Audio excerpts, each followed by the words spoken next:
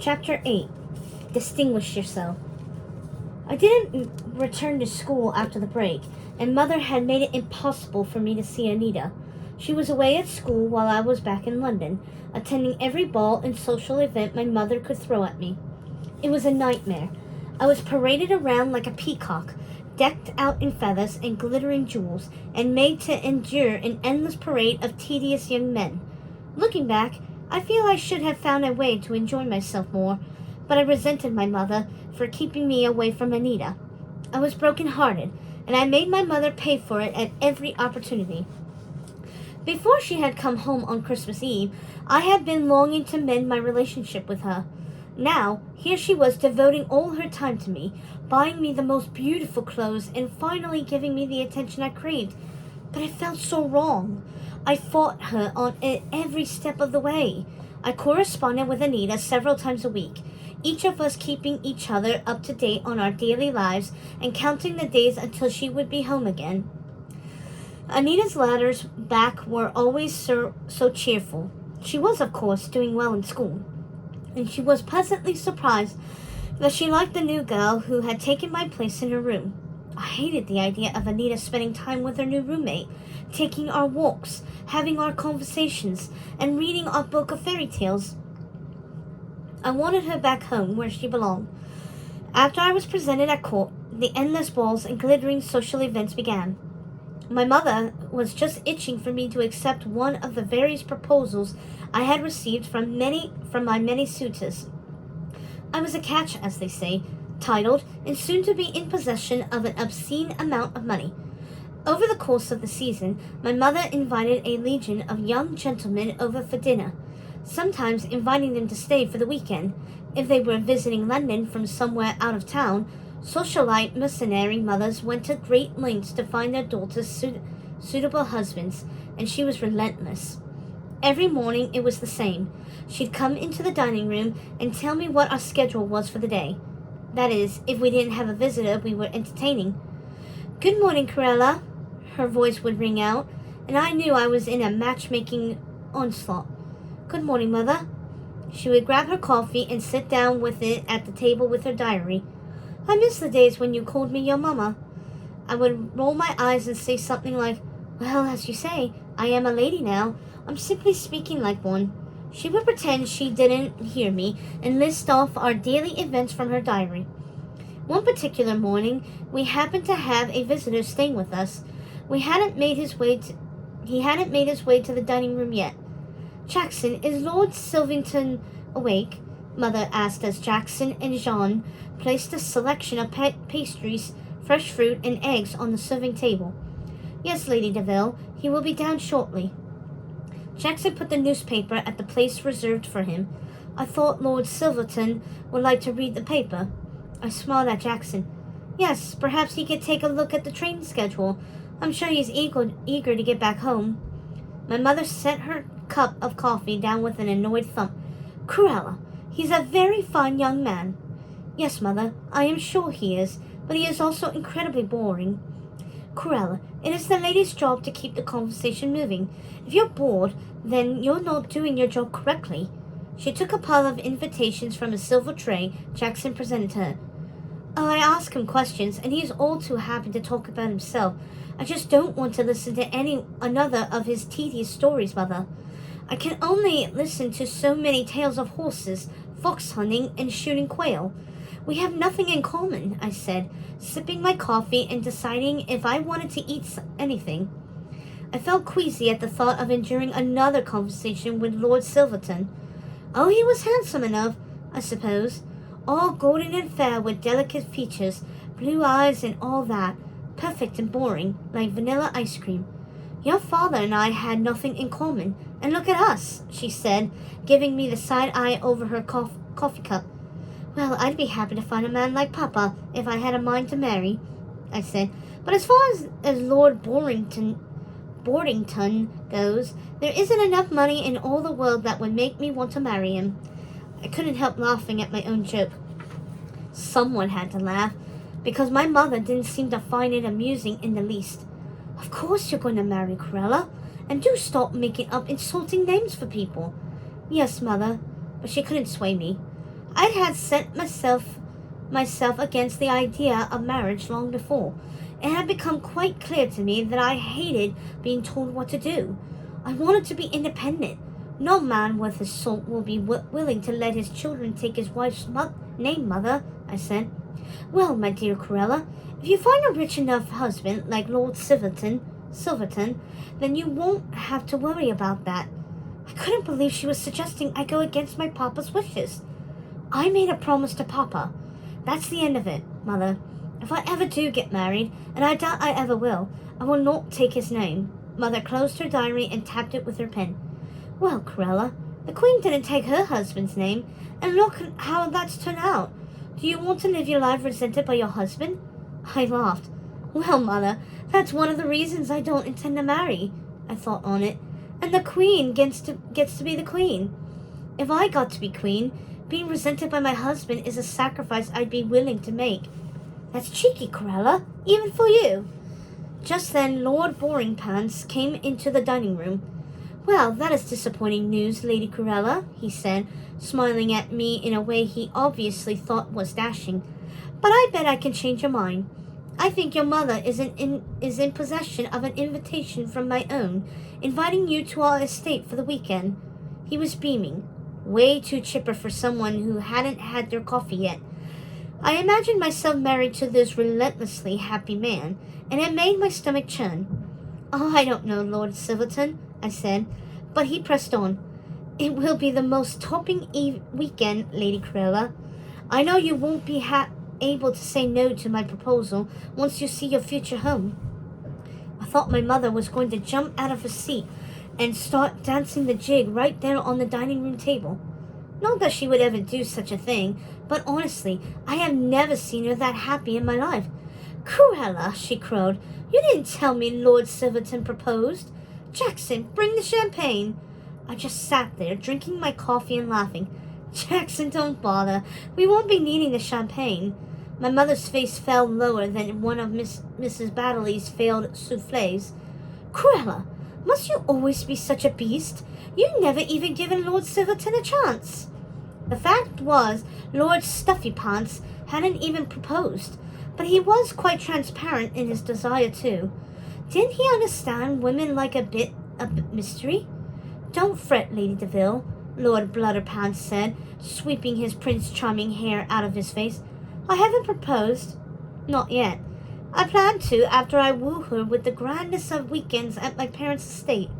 I know she won't be able to say no. I couldn't possibly go, Lord Silverton. We have far too many obligations already. I couldn't possibly put them off. It would be rude. Oh, I could call them all. Corella, just leave that to me, my mother said. You have your weekend with Lord Silverton. I was painted into a corner. I couldn't get out of it without being rude, and I feared I could only push things so far with my mother. I had no other choice. Lord Silverton, I would love nothing more than to accept your invitation, I said without emotion. Oh, this is so topping, Lady Corella. I'm going to call Mother and tell her you're coming. I smiled and boldly took her hand. I had no idea you were so progressive, Lord Silverton. I never imagined you would be the sort of man who wouldn't mind taking his wife's name. For the first time since his arrival, Lord Silverton's smile faded. What's that, Lady Corella? He asked. I'm sure I must have heard you incorrectly. I smirked at my mother. No, Lord Silverton, I'm afraid you heard me correctly. You see, my papa's last will was that I keep my family name. I am the last of the DeVil line. Lord Silverton looked thoroughly disappointed and a little frightened. He had all but proposed, and I could see his wheels spinning, wondering if I was going to make him stick to his word. I didn't mind watching him squirm a little longer before I let him off the hook. Well, Mother would never allow it, he said, fidgeting. Are you absolutely sure, Lady Corella? Is there no way around it?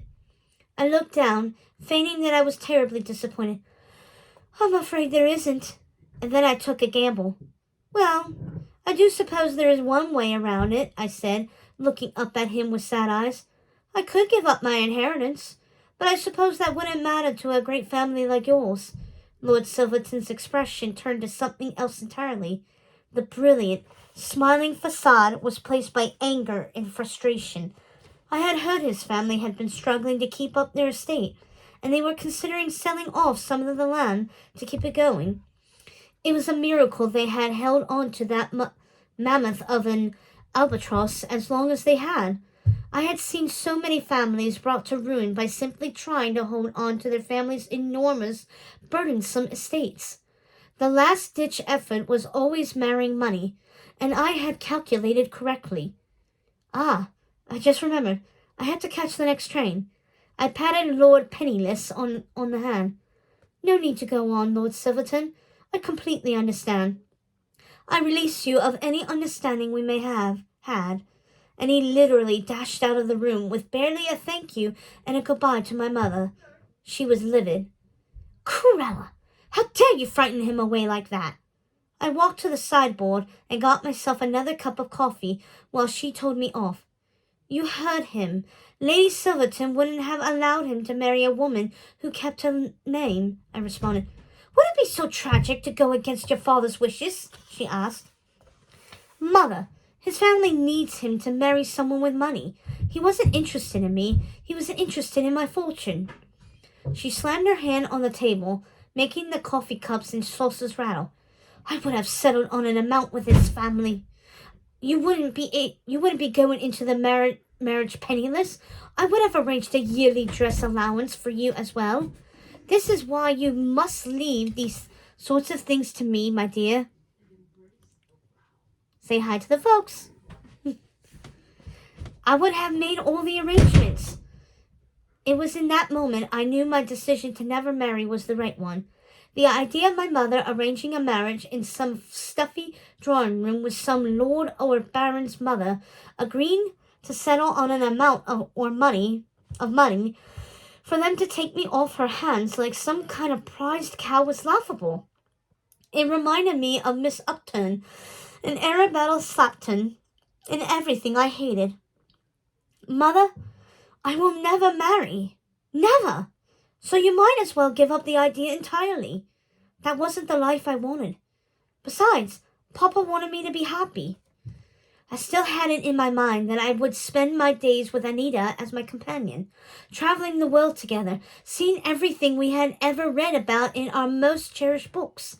And I had a notion to find that distant and magical land where my earrings had been found by that ill-fated pirate, the one my father told me about the night he gave them to me. I was going to spring it on Anita the next time we saw each other. A grand pirate adventure, curses and heroes and villains, just like one of Princess Tulip's fairy tales. It would be just the two of us, no stuffy lords or meddlesome mothers. From that point on, I refused to go to any more balls or social engagements my mother tried to arrange. And I refused to wear any of my fabulous furs or feathers or any of the other things my mother had heaped upon me for the purposes of snagging a husband. I couldn't stand to touch anything she had given me. She had even forced me into gaudy diamonds that dripped from my ears. I hadn't worn my cherished jade earrings since Christmas. Mommy? Yes, sweetie? The Hero 6 is over in there. All right. Could you put the TV on back on? Yes, I will. What's this one? Come on, let's go quickly. What's this one? Come on.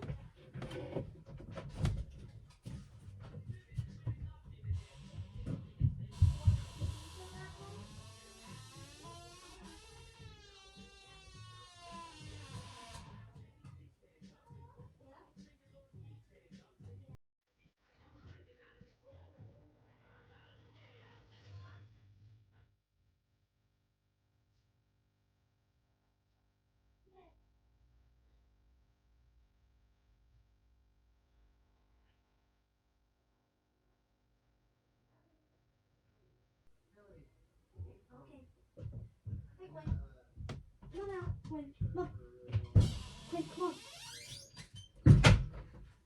Party. What? Can we get me a pair, please? Hurry up. Please. Please.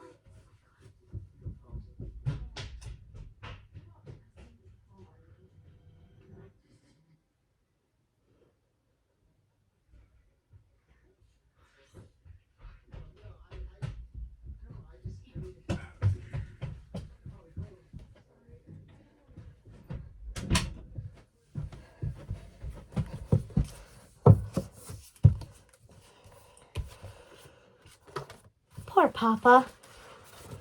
He wouldn't approve of what Mother was trying to do. He wouldn't want me married to some boring man with a boring name who spent his idle days hunting, flitting from place to place depending on the season like a migrating bird. A man couldn't completely lack in imagination. I'm sure he would want someone who loved my independent spirit, and someone who loved me for me, not just my money. My mother, frustrated that I refused to see any more of her suitors, went off on one of her trips and announced she wouldn't be back for some time. I was thrilled. I could have Anita stay with me. I called her the moment my mother left for her trip to Paris, or wherever it was she'd run off to. I was almost sure she wouldn't be returning home in time to celebrate my 18th birthday, and honestly, I was secretly hoping she wouldn't. Everything was as it should be.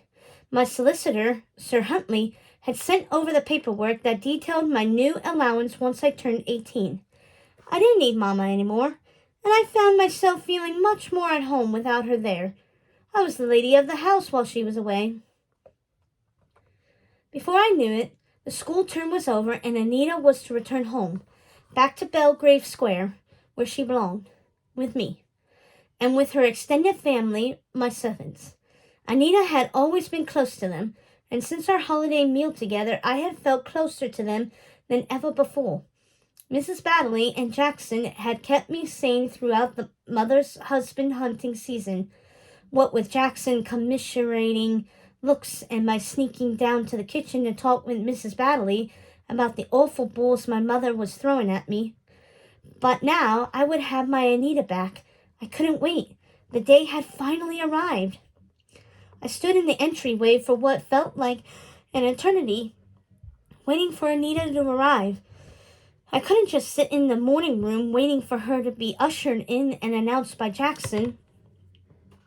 She wasn't a mere guest. She was my family, my only family, now that Papa was gone and Mama had all but given up on me. Then I finally heard the car pulling out front. I didn't even let Jackson open the door entirely before I dashed over to give her a hug. "Oh, Anita, I'm so happy to see you." I threw my arms around her. She looked more radiant than ever. We wrapped our arms around each other, holding on tightly before letting go. She had the most beautiful smile on her face. She was home. "Corella, happy birthday," she said. I had almost forgotten it was my birthday. I was too excited about her visit. "Miss Anita," Jackson said, "I will have your things taken upstairs. I'm sure Mrs. Baddeley is eager to say hello if you'd like to go down and see her. I think she might have a little surprise for you." He gave her a little wink. "Oh, yes," said Anita. "Come on, Corella." She took my hand. "What are you up to?" I asked. "Why is Jackson ushering us downstairs?" Anita just laughed. "It's just as he said. I'm sure he realized I'm excited to see Mrs. Baddeley. Come on." I remember holding Anita's small hand in mine as we walked down the stairs. It reminded me so much of walking down the stairs with Mrs. Prickett when I was a little girl. I almost felt giddy. There was an excitement in the air. It was almost entirely dark, but I couldn't hear the giggling of the housemaids and Mrs. Baddeley shushing them as I was taken from the kitchen to the servants' hall. The scent of chocolate filled the air. "What's going on? What's wrong with the lights?" I called out into the dark, and then, with a spark, they switched on. "Happy birthday, Corella!" Everyone was there. Sean, Polly, the footman, and Mrs. Baddeley. Within moments, Jackson joined us. My family. They were all there. "Oh, Anita, did you arrange this?" She smiled and patted Mrs. Baddeley on the arm. "Along with Mrs. Baddeley, and of course Jackson. They did all the work. And they had gone all out. The room was beautifully decorated with black and white streamers and balloons, and sitting on the servants' hall table was the tallest, most elaborately decorated cake I had ever seen. "You've outdone yourself, Mrs. Baddeley." It was a many-tiered cake with alternating dark chocolate and vanilla layers. "I'm so happy you're all here," I said. "Especially you, Anita." I added in a low voice only she could hear. I have one more surprise for you, Corella. Anita seemed very excited and a little nervous. I hope you won't mind. A familiar figure came out from the kitchen. It was Miss Prickett, but she looked different. She wasn't dressed like a governess. She was in a lovely little traveling suit with matching shoes and handbag, and her hair was softly falling around her face. Miss Prickett! I hadn't realized how much I truly missed her. I'm so happy to see you, Miss Prickett. Can you ever forgive me? She stopped me before I could continue. Never mind that now, Corella. I understand. I was just so happy when Anita wrote me to say you'd like to see me again. And I had. I had desperately wanted to see her again, but I feared that she would reject me.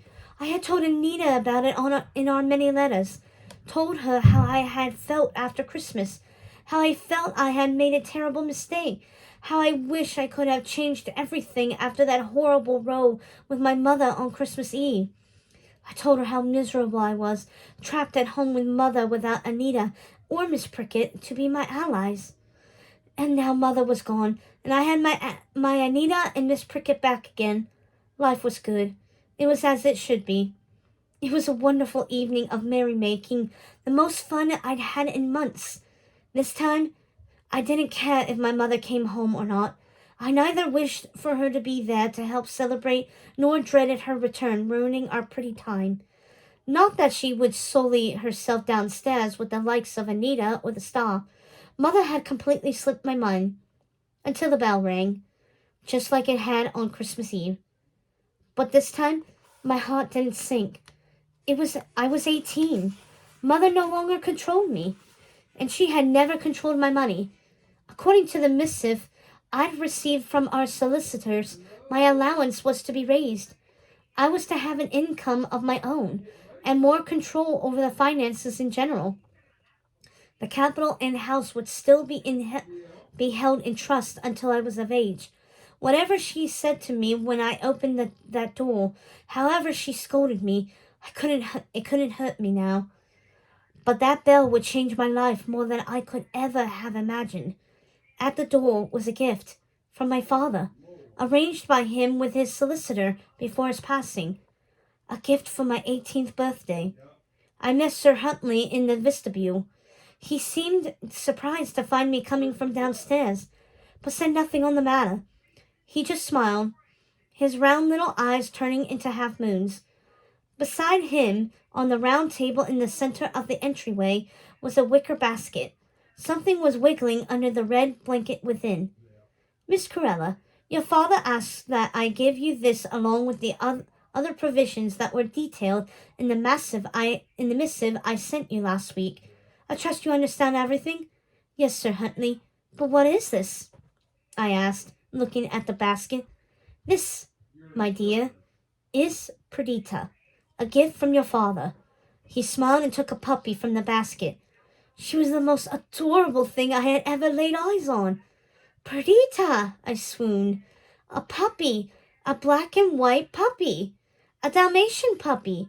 She was beautiful. She had a vivid red bow tied around her neck with a tag that had her name printed on it. Perdita. But how? Why? Your father made arrangements in his will that you were to be gifted Perdita on your 18th birthday. He was very specific on the breed and name. Isn't Perdita a character in A Winter's Tale? I asked, wondering if Papa simply chose the name because he knew I was fond of such stories, or if there was a deeper meaning. He said you would recognize the name. He also gave me a note to go along with his gift. He said you would understand. Distinguish yourself. And I did understand. I understand it completely. It was the same message Mother had included with every gift she had ever given to me. But it all started with the fur coat, the one that nearly overshadowed the mysterious jade earrings Papa had given me. He must have seen her note that night in my room. Distinguish yourself. Her meaning was quite different than his, of course. She wanted me to be more like her, to distinguish myself from everyone else. But Papa had always wanted me to be my own woman. He wanted me to distinguish myself from my mother. I felt like this was a sign that I was doing the right thing by distancing myself from my mother. I felt like he would approve of the choices I had made since he died. Your father always wanted to give you a puppy, Corella. He was only sorry he had to wait until he was gone to do it, said Sir Huntley. He said it was something you always asked for, but Lady DeVil resolutely forbade. That was true. I'd cried myself to sleep many nights when I was a girl, wishing I could have a puppy. A Dalmatian puppy, to be exact. And my papa remembered. I loved my father more than ever in that moment, and I loved Perdita. I had Anita and Miss Prickett home with me again, and for the first time, I didn't need my mother. I felt like all was right in my world, and I couldn't have been more wrong.